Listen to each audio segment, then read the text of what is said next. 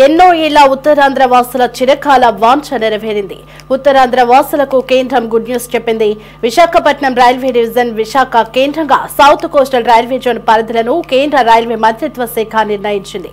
కూటమి ప్రభుత్వం విజ్ఞప్తిని పరిగణలోకి తీసుకుని తాజా ఉత్తర్వులు విడుదల చేసింది. కేంద్రం వాల్తేర్ డివిజన్ పేరును విశాఖపట్నం డివిజన్ గా మారుస్తూ నిర్ణయం తీసుకుంది.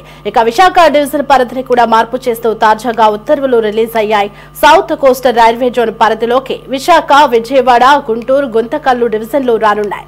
విశాఖ డివిజన్లో 410 కిలోమీటర్ల పరిధిని చేర్చారు.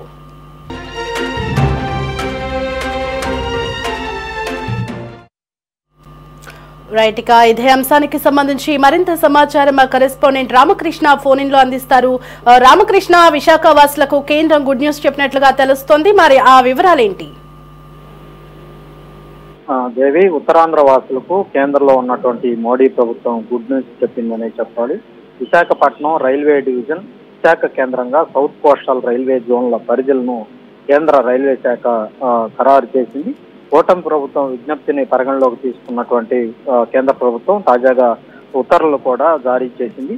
వాల్తేర్ డివిజన్ పేరును విశాఖపట్నం డివిజన్ గా మారుస్తూ నిర్ణయం తీసుకోవడంతో పాటుగా విశాఖ డివిజన్ పరిధిని కూడా మార్పు చేస్తూ కొన్ని రైల్వే స్టేషన్లు ఏవైతే ఉన్నాయో వాటిని కూడా ఆ పరిధిని ఖరారు చేస్తూ నిర్ణయం కూడా తీసుకోవడం జరిగింది. అలాగే రాయగడ రైల్వే డివిజన్ పరిధిని కూడా ఖరారు చేస్తూ కేంద్ర ప్రభుత్వం ఉత్తర్వులు జారీ చేసింది.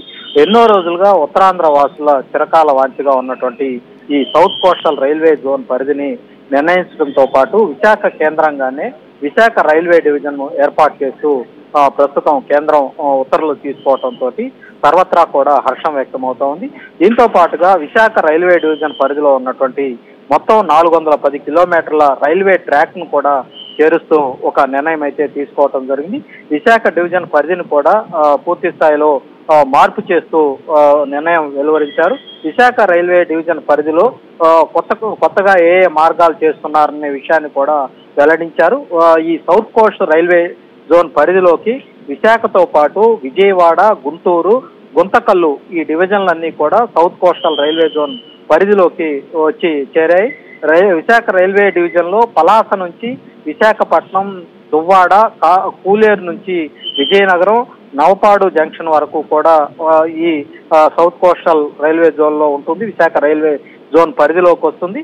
విజయనగరం, నవపాడు జంక్షన్ వరకు, అలాగే సింహాచలం నార్త్ నుంచి దువ్వాడ బైపాస్ వరకు, అలాగే వడ్లపూడి నుంచి దువ్వాడ, విశాఖపట్నం స్టీల్ ప్లాంట్ వరకు రైల్వే ట్రాక్ మొత్తం విశాఖ రైల్వే డివిజన్ లోకి పరిధిలోకి చేరుస్తూ కేంద్రం నిర్ణయం తీసుకుంది.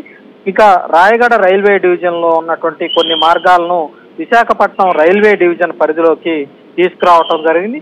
2 డివిజన్ల పరిధిని ఖరారు చేస్తూ నిర్ణయం అయితే తీసుకున్నారు. విశాఖ రైల్వే డివిజన్ కొత్తగా ఏర్పాటు చేయడంతో సౌత్ కోస్టల్ రైల్వే జోన్ పరిధిలోకి దాన్ని తీసుకురావటం జరిగింది.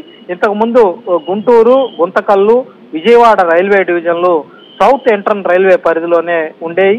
అయితే ఇప్పుడు వీటన్నిటినీ కూడా మొత్తం కలిపి సౌత్ కోస్టల్ రైల్వే పరిధిలోకి తీసుకువస్తూ ప్రస్తుతం కేంద్ర ప్రభుత్వం ఉత్తర్వులు అయితే జారీ చేయడం జరిగింది. Right Ramakrishna, thanks for the updates.